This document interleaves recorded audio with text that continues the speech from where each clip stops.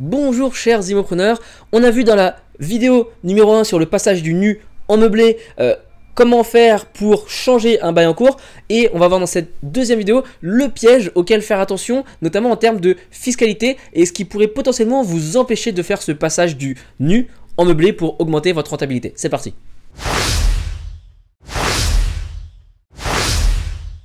Alors effectivement, lorsque l'on va vouloir passer en meublé, eh bien il faut d'abord s'intéresser à quel statut vous aviez avant de passer en meublé. Est-ce que vous étiez sur un statut qui avait un avantage fiscal? Si c'est le cas, eh bien, il va falloir faire très attention parce que vous n'allez pas pouvoir bénéficier à la fois de l'ancien avantage et du nouvel avantage fiscal qui est le LMNP, qui est d'ailleurs, je le répète, un des plus favorables pour l'investisseur particulier.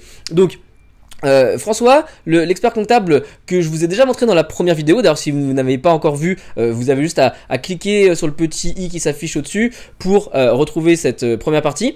Et eh bien, on va voir ce qu'il nous dit sur ce piège des engagements fiscaux que vous avez avant de changer de statut et comment lui, il fait avec ses clients. Je vous laisse l'extrait tout de suite et puis juste après, vous pouvez cliquer sous la vidéo pour vous inscrire et recevoir la conférence que l'on a enregistrée avec François dans son intégralité et aussi de façon totalement gratuite. C'est un cadeau pour vous. Allez, je vous montre l'extrait. Je sais qu'il y a un autre point à regarder, c'est la présence ou pas d'un déficit foncier lorsqu'on était au nu auparavant et qu'il faut faire attention avant de passer au LMNP. Oui, alors, déficit foncier, oui, bien évidemment.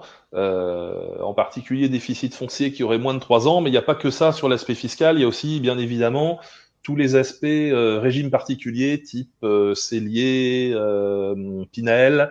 Voilà, il faut bien évidemment être au bout de son engagement de location avant d'essayer de transformer en meublé, sinon on va le remettre en cause, son régime spécial. Donc, Ouais. donc il y a ces deux points-là. Avoir fini son régime spécial, donc là, au-delà du régime spécial, on peut envisager de louer meublé et de Régime basculer spécial, de comme nu à tu dis, meublé. c'est Cellier, Pinel, Ah bah il y a plein Duflot, de noms de de ministres de Robien. logement, oui voilà, de Ouais, Robien, c'est ça.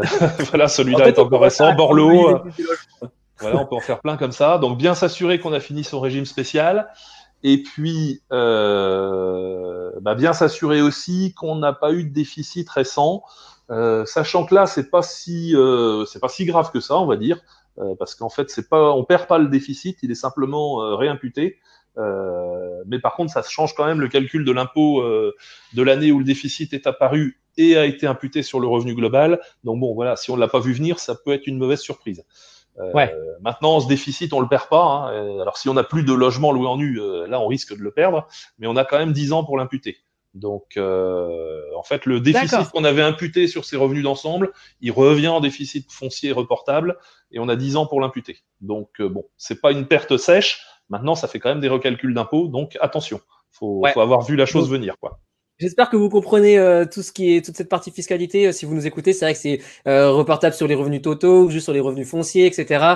C'est vrai que c'est assez complexe. C'est pour ça d'ailleurs que lorsque vous faites un changement, notamment en LMNP, eh bien, n'hésitez pas à prendre un comptable parce qu'il va vous aider à faire ça au mieux et à éviter de perdre de l'argent, comme l'a dit François, sur un mauvais calcul, sur une mauvaise manipulation de chiffres. Ce serait dommage parce que ça peut arriver à des montants assez importants, ces déficits et ces reports.